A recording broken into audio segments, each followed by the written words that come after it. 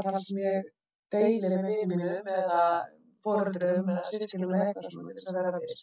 Þá get ég farið hér í þrípunktinn og farið í stillingar og deiling og ef ég farið hér í að deila með tilteknu fólki, þá getur maður farið yfir í plúsin, bætt við og sett inn e-mailadressu þeirra, til dæmis Mósmenn. Ég reyndar þarf líka að stilla hérna hvað viðkomandi má gera.